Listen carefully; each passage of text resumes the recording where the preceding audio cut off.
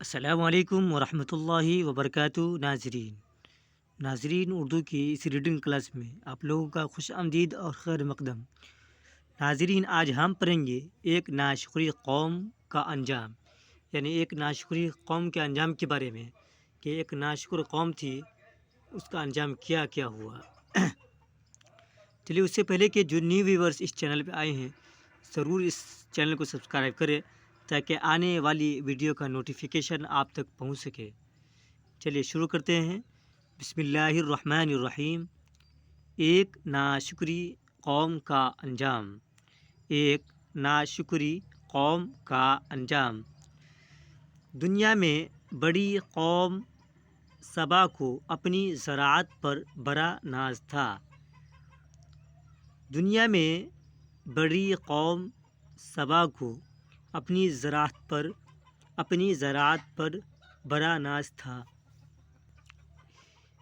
دیکھیے دوستو، قوم سبا یعنی اسلامی تاریخ میں بہت بڑی قوم گزری ہے، قوم سبا، جس کو قوم سبا کے نام سے جانا جاتا ہے اسلامی تاریخ میں۔ قوم سبا ایک قوم کا نام ہے۔ زراعت مطلب کھیتی باڑی، یعنی کھیتی باڑی کو زراعت کہتے ہیں۔ یعنی قوم سبا کو زراعت یعنی کھیتی باڑی پر بڑا ناز تھا۔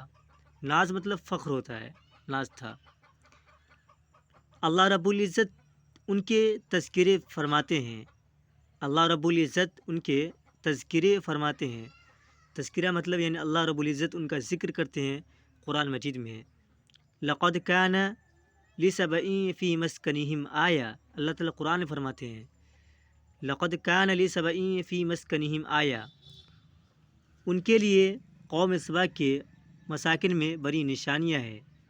ان کے لیے قوم سبا کے مساکن میں بڑی نشانیاں ہیں۔ مساکن مطلب ایسی جگہ جہاں پہ گھر یعنی رہنے کی جگہ، آرائش گاہ، گھر کی جگہ کو ہم مساکن بولتے ہیں۔ انہوں نے اتنے خوبصورت شہر بنا لیے تھے، ان کے لیے قوم سبا کے مساکن میں بڑی نشانیاں ہیں۔ انہوں نے اتنے خوبصورت شہر بنا لیے تھے کہ راستے کے دونوں طرف باغات ہوتے تھے۔ باغات یعنی پھل پھول درخت کا پیڑ، پھل پھول کا پیڑ کو باغات کہا جاتا ہے، جہاں بہت سارے پودا ہوتے ہیں اسی کو۔ راستے کے دونوں طرف باغات ہوتے تھے، جنتان عن یمین و شمال، ان کے دائیں اور بائیں دونوں طرف باغات ہوتے تھے۔ ان کے دائیں اور بائیں دونوں طرف باغات ہوتے تھے۔ شہر نہایت صاف ستھرے اور خوبصورت ہوتے تھے۔ شہر نہایت صاف ستھرے اور خوبصورت ہوتے تھے۔ نہایت مطلب بہت زیادہ، انتہائی۔ اللہ تعالیٰ کی نعمتیں ان پر وافر ہوتی تھی۔ اللہ تعالیٰ کی نعمتیں ان پر وافر ہوتی تھی۔ وافر کا مطلب ہے دوستو یہاں پر بہت زیادہ، کثیر، بہت زیادہ۔ اور پروردگار کی طرف سے یہ حکم تھا،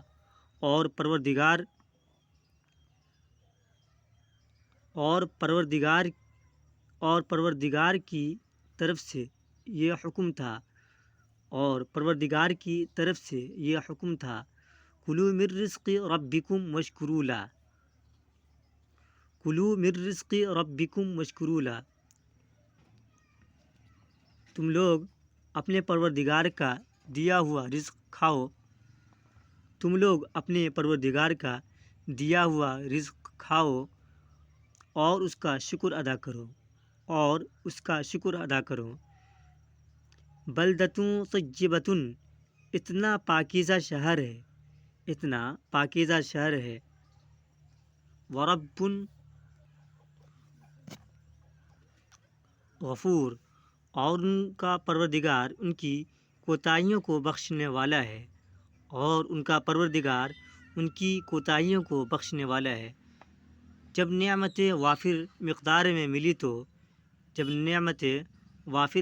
میں ملی تو ان کی آنکھوں پر بھی تو ان کی آنکھوں پر بھی پٹی بندھ گئی کہنے لگے ہر طرف باغ ہی باغ ہوتے ہیں دیکھ دیکھ کر دل تنگ ہو گیا ہے ایک شہر سے دوسرے شہر تک جو راستے جاتے ہیں ان کے دونوں طرف باغ بھی ساتھ ساتھ جاتے ہیں کہنے لگے ربنا اے ہمارے پروردگار باعد بیننا و بین اسفارنا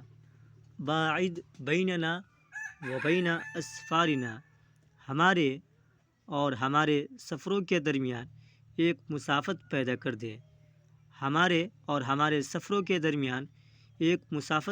دے مسافت کا مطلب ہے دوری۔ وہ اللہ سے دعا کر رہے ہیں اے ہمارے پروردگار ہمارے اور ہمارے سفروں کے درمیان مسافت یعنی دوری پیدا کر دے کہ ایک شہر ہو درمیان میں ویرانہ ہو، یعنی ایک شہر ہو اور بغل میں ویرانہ یعنی خالی جگہ کو بولا جاتا ہے جہاں پہ پیڑ پودے نہ آدمی نہ کچھ ہو، ویرانہ ہو۔ پتہ چلے کہ ایک شہر سے دوسرے شہر گئے ہیں اب تو پتہ ہی نہیں چلتا جب انہوں نے اللہ رب العزت کی نعمتوں کی بے قدری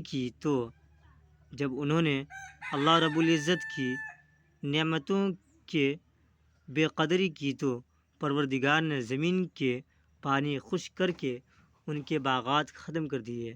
جب انہوں نے اللہ رب العزت کی نعمتوں کی بے قدری کی تو پروردگار نے زمین کے پانی خشک کر کے ان کے باغات ختم کر دیے۔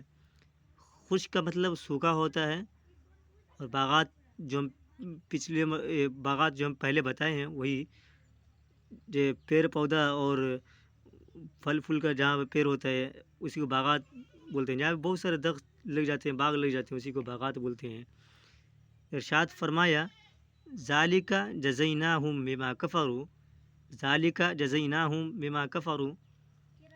ہم نے ان کی ناقدری کی سزا اس طرح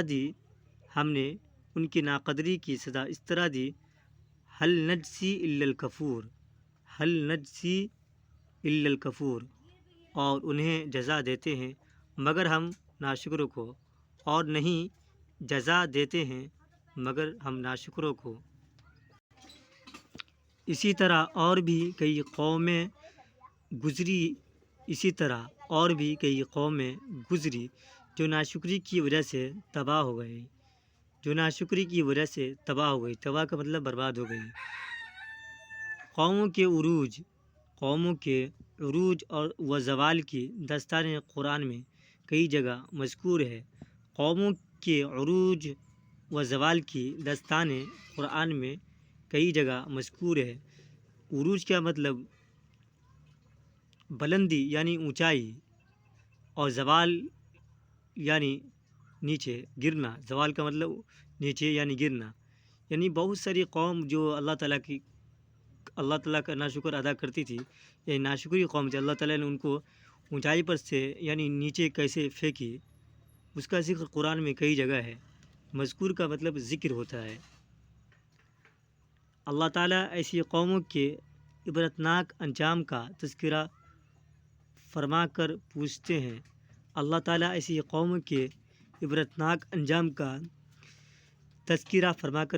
ہیں۔ عبرتناک مطلب آپ لوگ جانبے کرتے ہیں تو خطرناک۔ انجام آپ لوگ جانتے ہی ہیں، لاسٹ میں کوئی کام کا انجام یعنی کام کا جو رزلٹ اسی کو انجام بولتے ہیں۔ کیا ہوتا ہے وہی انجام کا مطلب انگلش میں سمجھ گئے، رزلٹ ہوتا ہے وہی۔ پوچھتے ہیں عادم و سمود و اصحاب الرس و قرونا بین ذالک کثیرا وکلا ضربنا له الامثال وکلا تبرنا تتبیرا، یہ قرآن میں لکھا ہوا ہے، یہ قرآن کی آیت ہے۔ عاد و ثمود واصحاب الرس وقرون بین ذلک کثیرا وکلا ضربنا له الامثال وکلا تبرنا تتبیرا۔ اور قوم عاد کو اور سمود اور کنویں والوں کو اور بہت سی جماعتوں کو اور سب کو کہہ سنائے مثالیں، اور سب کو کھو دیا ہم نے غارت کر کے۔ یہ اس کا ترجمہ ہے آیت کا۔ اور قوم عاد کو اور سمود اور کنویں والوں کو اور بہت سی جماعتوں کو اور سب کو کہہ سنائے مثالیں، اور سب کو کھو دیا ہم نے غارت کر کے۔ غارت یعنی برباد کر کے۔ غارت کا مطلب برباد کرنا ہوتا ہے۔ یہیں پہ آج ہم اپنی ریڈنگ کو رکھتے ہیں، انشاءاللہ کل اس سے آگے جو نیو ویورز اس کو سبسکرائب کر لیجیے گا۔ چلیے السلام علیکم۔